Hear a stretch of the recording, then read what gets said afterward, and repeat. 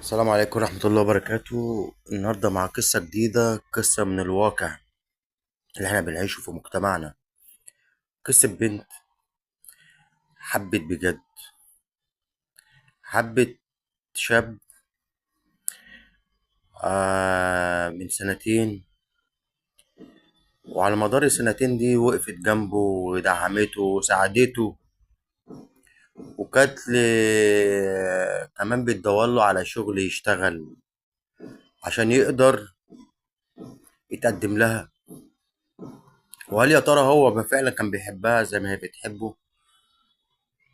وهو قدم حاجة للي عملته فيه أو عملته معاه؟ لكن للأسف الشديد ما عملش أي حاجة ومفيش جديد عمله خالص، وللأسف ده كان الخذلان. لو عجبك الفيديو اعجب لي بالكومنت.